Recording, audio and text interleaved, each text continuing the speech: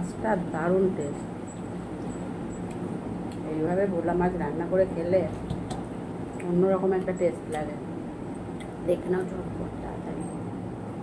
তো দেখো কড়াই তেল দিয়ে দিয়েছি, তেলটা ভালো গরমও হয়ে গেছে। এখানে একটু কালো জিরে ফোড়নে দিয়ে দিলাম,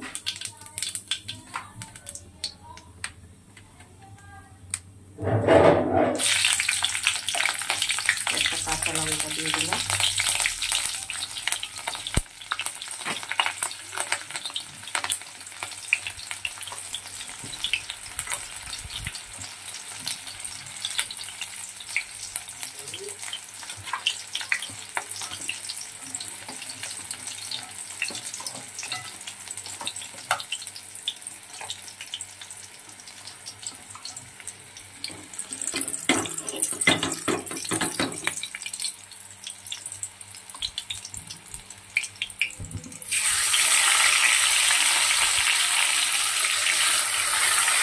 মাছগুলোকে আগে থেকে হলুদ মাছে রেখেছিলাম, এবারে দিয়ে দিলাম।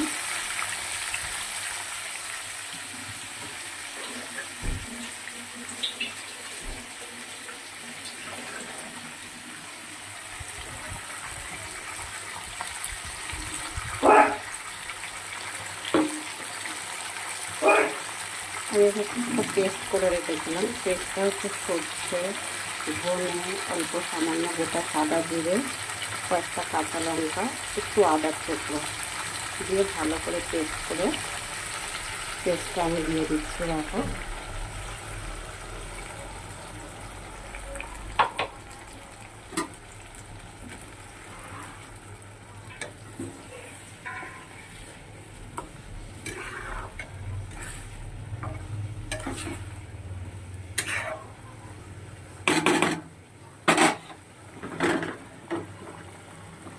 দিয়ে দিলাম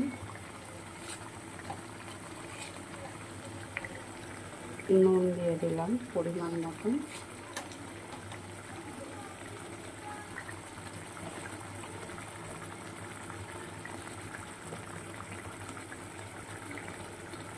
হলুদও দিয়ে দিলাম,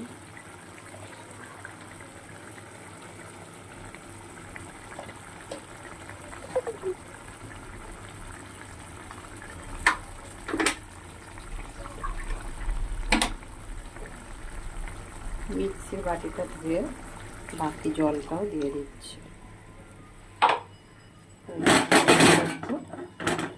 নাড়াচাড়া দিয়ে,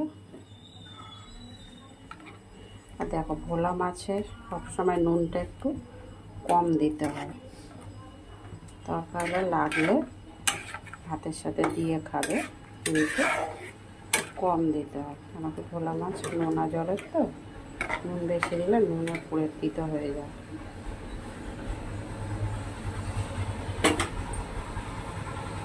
এবার আমি এতে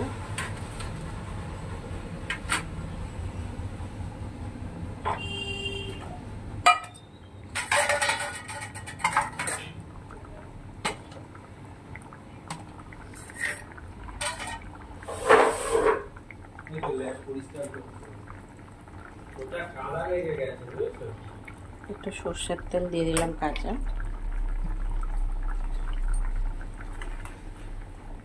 এবার কিছু সময় ঢেকে দেবো এটা।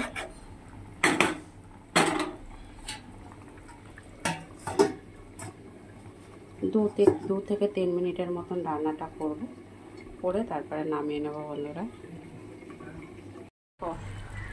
মাছটা রান্না হয়ে গেছে, এবারে নামিয়ে নেব। প্রায় মাছটা রান্না করতে তোমার বেশি না 6 থেকে 7 মিনিট সময় নিয়েছে। মাছ রান্না হয়ে গেছে। আর ভোলা মাছ এইভাবে একদিন সর্ষে বাটা করে খেয়ে দেখো বন্ধুরা, দারুণ টেস্ট হয়। তো দেখো আর আমি এতে কিছুই দেবো না, এবারে নামিয়ে নেব। আর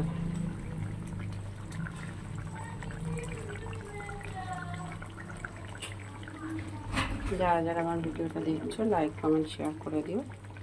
যারা ইউটিউব চ্যানেলে দেখছে তারা একটা সাবস্ক্রাইব করে দিও। ফেসবুকে যারা দেখছো একটা ফলো করে সাথে দেখো। খুব বেশি কিন্তু ঝোল রাখেনি, সর্ষে বাটা যেহেতু পাতলা করে গামাখা গামাখা ঝোল করেছি।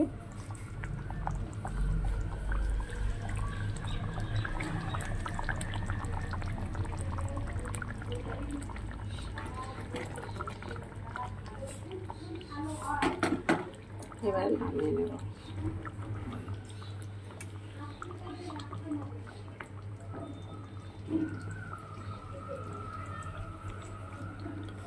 আমার বাড়িতে যেহেতু ধনে পাতা নেই, তাই ধনে পাতা দিতে পারলাম না।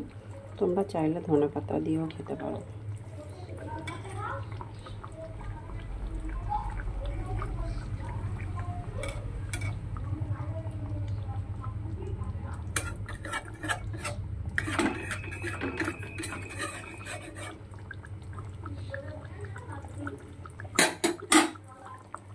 তো চলো, সবাই ভালো থেকো, সুস্থ থেকো।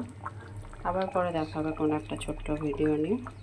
তত সময়ের জন্য সবাইকে টাটা, ভালো থেকো।